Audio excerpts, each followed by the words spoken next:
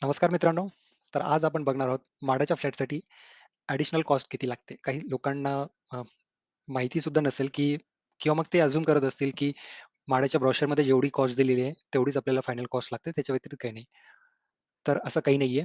त्या व्यतिरिक्तही काही गोष्टी आहेत, त्या आपल्याला भराव्या लागतात. त्यामध्ये प्रायमरीली तुमचं स्टॅम्प ड्युटी रजिस्ट्रेशन आणि दुसरी गोष्ट जर अंडर कन्स्ट्रक्शन असेल, तर जी सुद्धा लागेल. रेडी पोझिशन्सला नॉर्मली जी लागत नाही, पण अंडर कन्स्ट्रक्शन असेल फ्लॅट, तर त्यांना जी लागतो.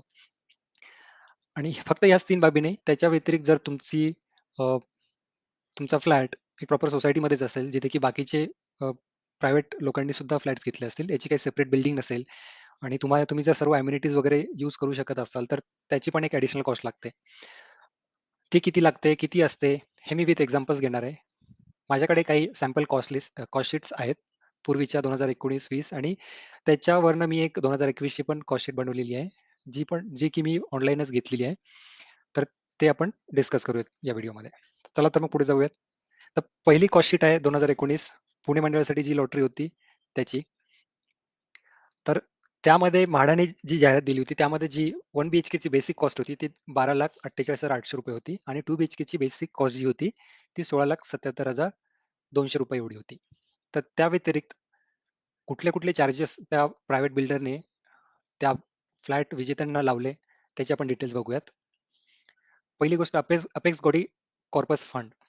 तर 1 बीएचकेसाठी हा ₹49,500 एवढा ठेवला आणि 2 बीएचकेसाठी ₹66,600. तर हा कशासाठी असतो?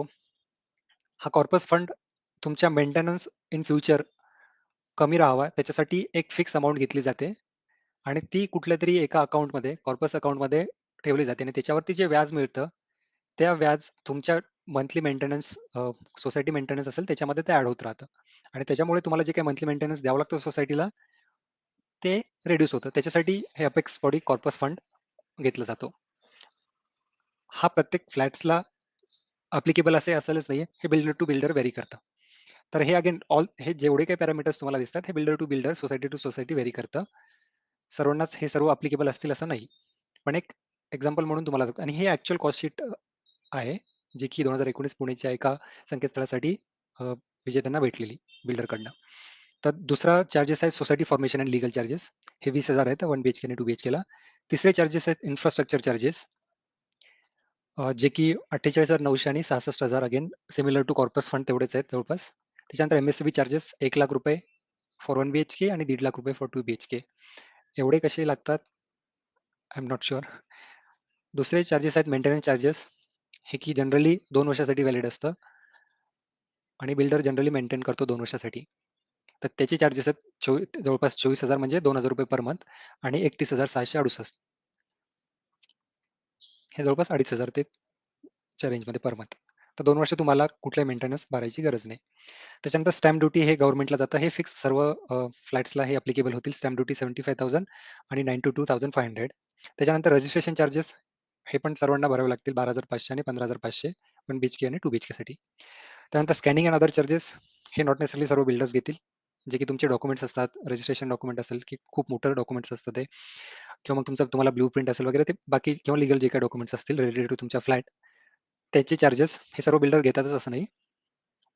तर हे 5,000 त्याच्यानंतर जी हे पण अगेन व्हेरी करतं 8%, 5%, 1% depending on the size of flat आणि depending on the status of the flat like under construction आहे, रेडी टू मूव्ह आहे किंवा मग बाकीचे अदर फॅक्टर्स आहेत. यांनी 8% लावलेला आहे पर्चेस प्राईसवरती आणि 18% आणि सोसायटी फॉर्मेशन चार्जेसवरती लावलेला आहे. तर ते चार्जेस झाले 1,26,214 हे 1 बीएचकेसाठी आणि 1,71,180 हे 2 बीएचकेसाठी.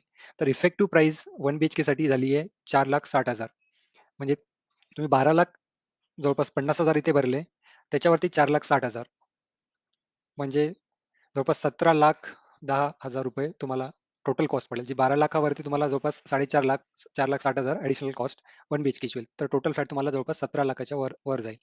सिमिलरली 2 बीएचकेची जी की मूळ किंमत होती ₹16,77,200 त्याच्यावरती तुम्हाला जवळपास ₹6,18,460 ॲडिशनल भरायचे आहेत. जे की जवळपास अगेन 23,00,000च्या घरामध्ये जाते. तर बघा असे चार्जेस असू शकतात. हे 2019चा एक एक्झाम्पल. त्याच्यानंतर 2020 अगेन पुण्याची एक लॉटरी होती. त्याचं एक एक्झाम्पल देतोय मी.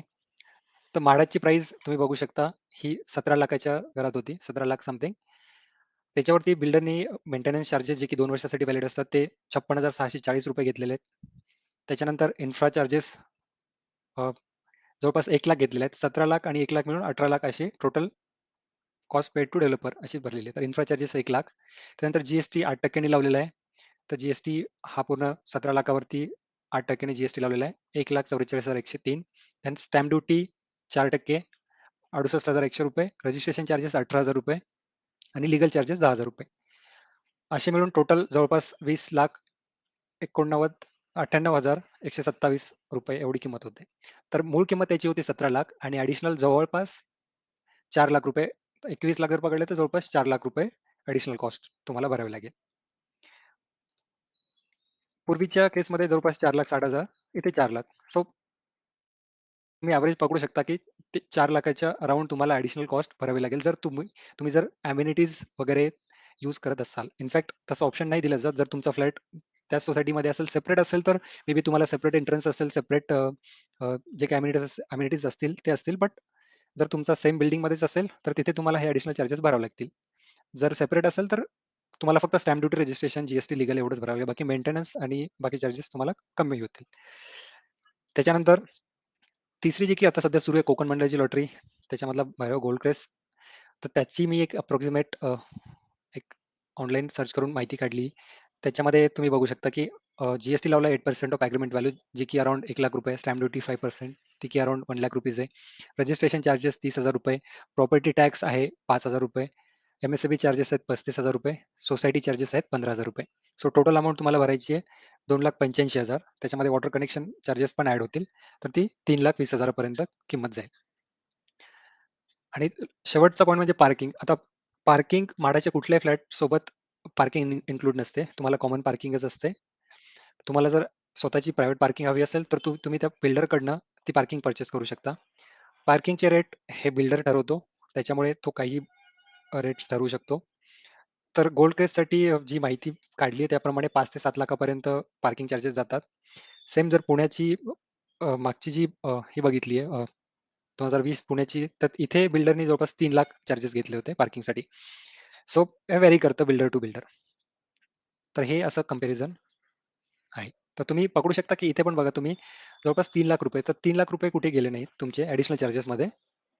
आणि जसं अमेनिटीज वगैरे बाकी गोष्टी ॲड होतील, तर तसे चार्जेस सुद्धा वाढतील. तर 3,00,000च्या वरच जर सध्या तुमचा फ्लॅट 17,00,000चा आहे, कॉस्ट 17,00,000 आहे, तर तुम्ही 20,00,000च्या वरच टोटल कॉस्ट जाईल असं गृहीत धरून चला. म्हणजे त्याप्रमाणे तुम्हाला फायनान्शियल प्लॅनिंग करायला सोपं होईल. धन्यवाद.